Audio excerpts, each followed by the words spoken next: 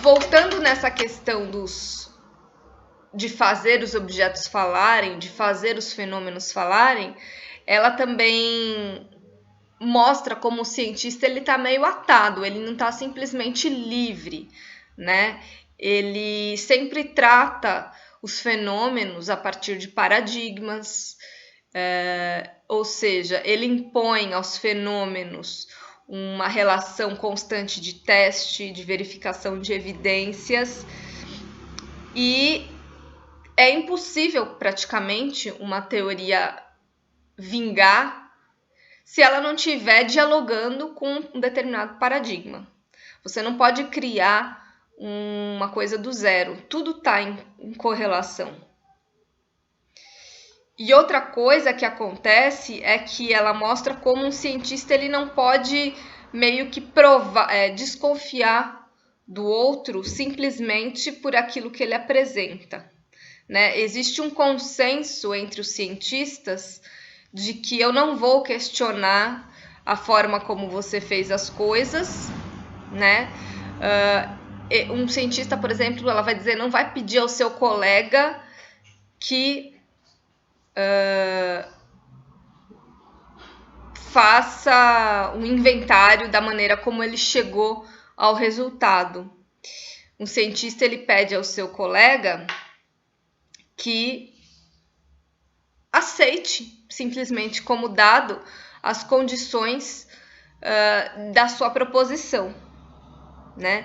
E é por isso que os cientistas eles não se dirigem a nós simples mortais, a sociedade em si, mas eles se dirigem uns aos outros, porque é a partir daí que vai se criar a legitimação ou não de sua teoria. E daí surgem as invenções, que são nada mais nada menos do que o poder de conferir a coisas, a objetos, a fenômenos. Elas podem conferir ao experimentador o poder de falar em seu nome. Então, o cientista seria aquele que consegue deixar as coisas falarem e traduzir isso dentro de um conjunto de elementos e lutando e brigando e se opondo e se aliando com determinados outros tipos de pensamento que vão tornar essa ideia triunfal, que vão tornar essa ideia finalmente pública e reconhecida. E para que isso ocorra, é preciso muitos testes, é preciso relações políticas, é preciso uma série de histórias que tenham algo em comum e que remetam, por fim, a um determinado fenômeno. É por isso que ela coloca, então, a questão da ciência sobre esse signo mais deleuziano do acontecimento, ou seja, aceitar contra qualquer critério ahistórico de uma tal pressuposta racionalidade que existe a possibilidade de haver um processo contingencial na formação da ciência na modernidade.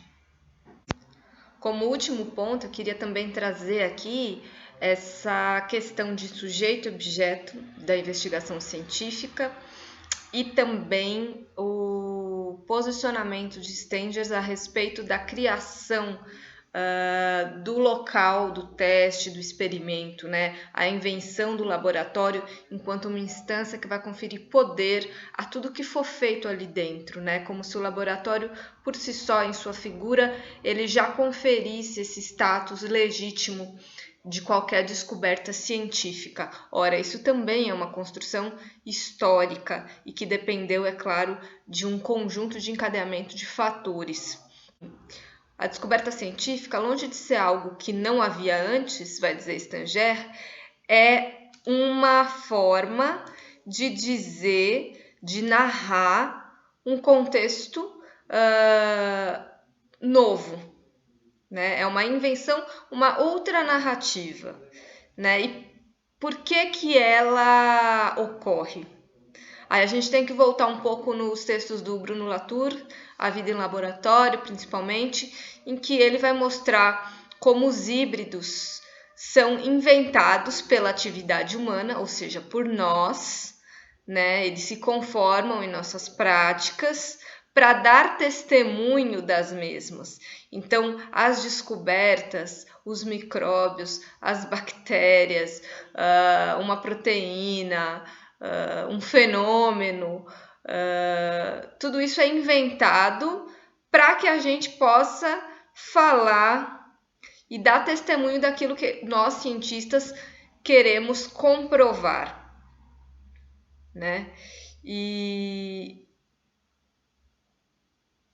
aí é interessante, né, voltar justamente a Latour, porque é dele que ela bebe essa ideia, né, de que as descobertas científicas enquanto invenções, de fato, elas vão precisar de uma articulação que envolve não só cientistas entre si, discursos de poder, relações, mas também envolvem os objetos, os mediadores, os híbridos, né?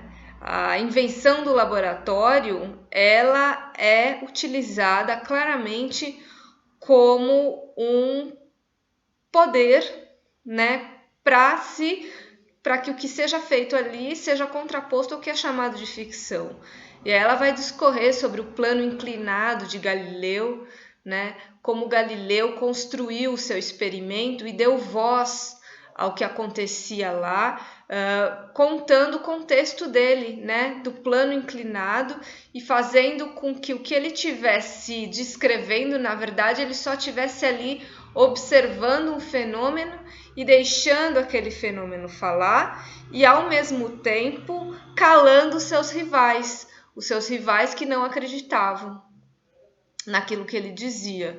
Mas ela mostra como não era Galileu que estava falando, mas ela mostra como ele soube muito bem dizer, olha, eu só estou descrevendo o fenômeno que acontece em um plano inclinado, né? E é isso. A atividade científica, ela integra uma grande forma de polêmica, de rivalidade, cria uma situação de teste em que se põe em jogo o poder das representações, né?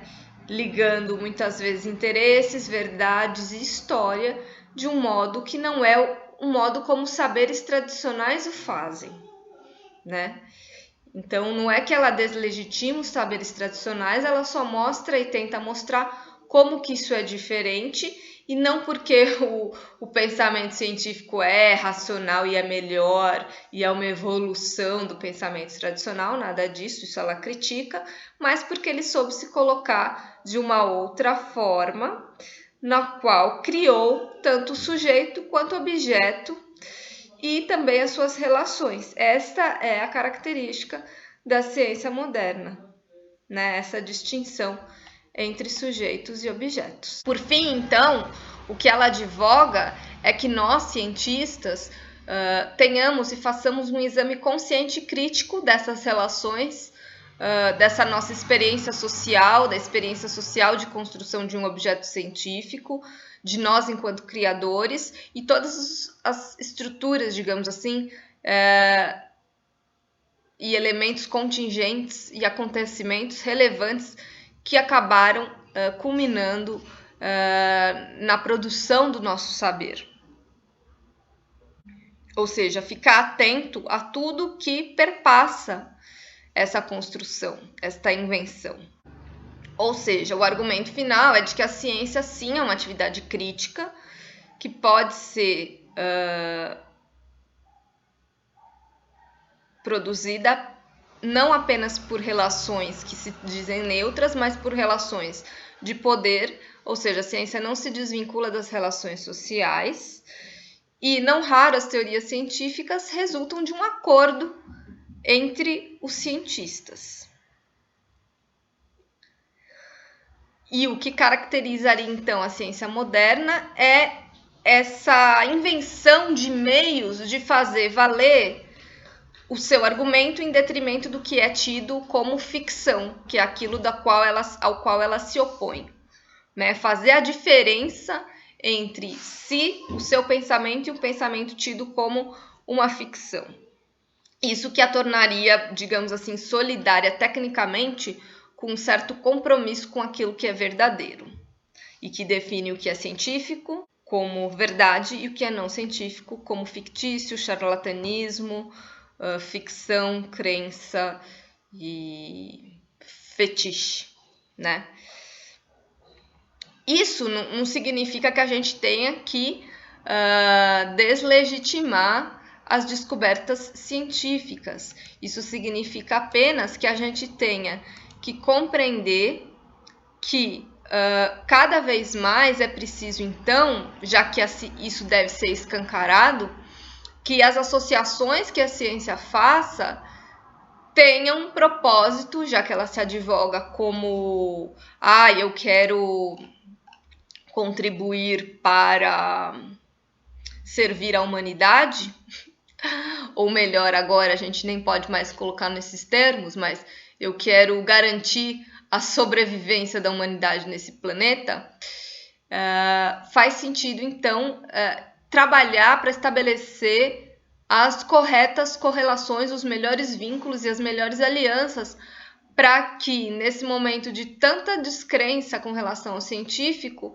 ela consiga se afirmar como um elemento necessário para garantir e importante para garantir que o planeta e nós possamos sobreviver aos anos que se seguem.